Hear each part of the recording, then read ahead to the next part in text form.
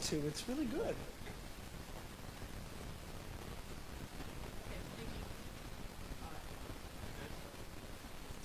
Well, good morning, and thanks very much for coming here this morning.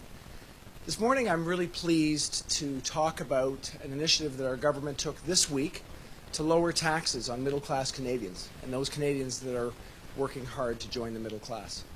We know that with this effort, we are going to lower taxes for about 20 million Canadians. And I want to put that in context. Over the last 4 years, we've worked hard to deal with what we see as some real economic anxiety. We've lowered taxes in the middle class. We've made things easier for seniors by increasing the guaranteed income supplement and ensuring they can retire at age 65 with their government pensions. We've helped students. And most importantly, when we think about where we are this morning at the Children's Book Bank, we've increased payments for families as they're raising their children with the children's benefits increase that we put into place.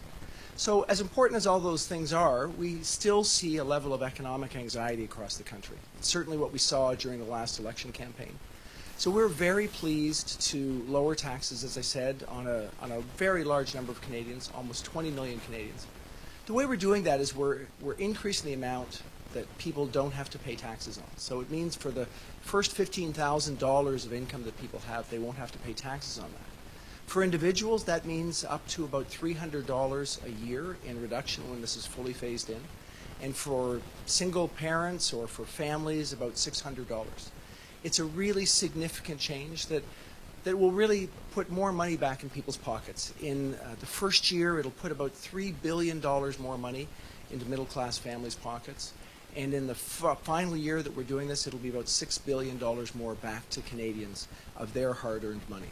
So we're really pleased to do this. We think it'll make an important difference over the immediate term for families. And for families that are at a place like this, the Children's Book Bank here in Toronto Centre, my riding, what it'll mean is, as they think about whether it's winter boots or school supplies, they'll have more money to help their families. They'll have more money for their own situation. So I'm really pleased to be here to talk about that, and happy to take any questions that you might have. Minister Morneau, I'm hoping you can provide an update on a couple of dates for me. What is the timing of the USMCA ratification in Canada, and what will be the date for the fiscal update? So two good questions. We're obviously delighted that we've now gotten this stage where yesterday we agreed on the finalization of the new NAFTA, the USMCA.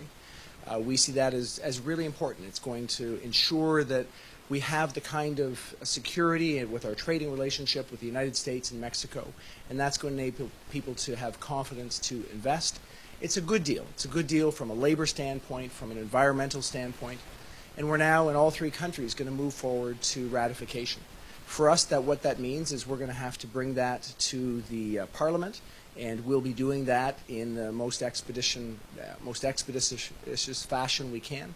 The actual final date we'll need to work through with the other parties to make sure that we get it done as rapidly as possible, and that's our goal. With respect to our own economy, we want to provide an update to Canadians on our fiscal situation. So we will be doing that between now and Christmas. I don't have a final date yet, but obviously there's not that many days left before now and Christmas, so it'll be soon. As far as a follow-up question, are you still on track for the $27 billion deficit for next year, or are there pressures on your government to spend more than you promised? We obviously, during the course of the campaign, talked to Canadians about our view that we need to continue investing in Canadians. And I think today is a particularly good example of that. Putting more money in people's pockets is what we're trying to do to ensure that they can be successful and that our economy is successful. So in that context, we will be continuing to invest.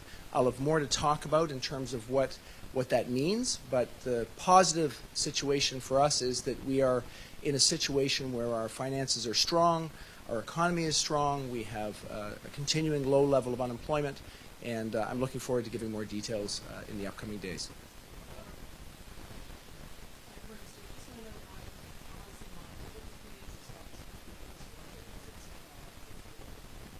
I think what people should be looking towards with our fiscal update is an understanding of where we are as an economy right now. We've seen a positive situation in that we've been growing at one of the fastest paces among G7 countries for the last few years, really as a result of our continuing investment in Canadians and their hard work. So what they'll see is that we continue to have a strong economy, that we are strong enough that we can be prepared in the case of any challenges that might come because of changing trading relationships around the world, and able to continue investing in their behalf to keep them confident for the future.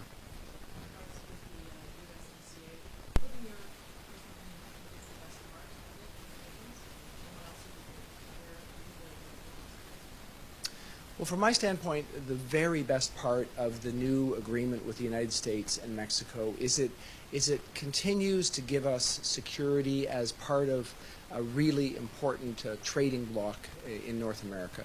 Obviously, most of our trade goes back and forth to the United States. Having that security is important. It allows businesses to invest. So for all those people employed in businesses that are exporting to the United States, they can have a greater level of confidence. And obviously, we also negotiated a deal that makes sense. There are some aspects of the deal that were improved from our perspective.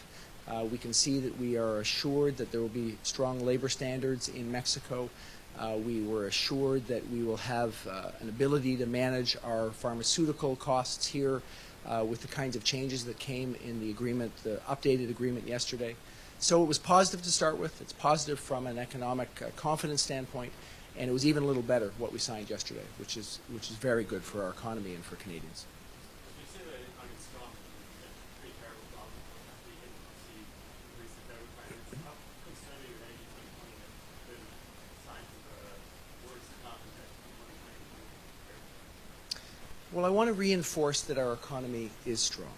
We project growth this year. We're projecting growth next year. We're projected by most economists to have a growth that's, second to the United States among the G7 countries, which of course means stronger than France, stronger than England, stronger than Japan, stronger than Germany, as a good example. So it does continue to be a good frame. Of course, we're always worried about monthly job reports that are discordant with that reality. Last week we did have some negative numbers. It's important to put those in context. We've created over 1 million new jobs over the course of the last 4 years. That's very positive. We had about 7.1% unemployment when Harper left office. We've moved that down to some of the lowest numbers we've seen in a generation. So we're looking carefully at what we saw last week. We're considering the challenges that people who are facing who aren't at work, and there's obviously some parts of our country, in Alberta, for example, or Saskatchewan, where the resource sector is having challenges that we're paying particularly close attention to.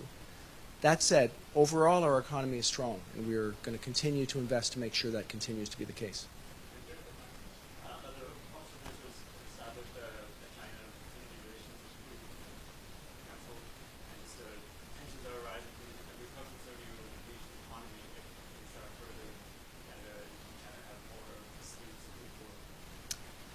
We're working to make sure that we can improve our relationship with China. We are trying to engage. But first and foremost, we do need to always protect Canadian citizens. We are always going to protect Canadians that are, wrongly imprisoned, as we see 2 people are right now in China. So I don't want to sugarcoat it. We're in a difficult moment. We continue to have trading relationships with China. There's many opportunities going back and forth. And of course, it's not our largest trading partner. The United States is. So I'm pleased with the USMCA that we got to a final conclusion on yesterday. That does provide a sense of security, and we'll continue working to try and improve things in our relationships with China, recognizing that we have some very real issues that we need to get through, and some very real differences of opinion on the right way to run a country and an economy.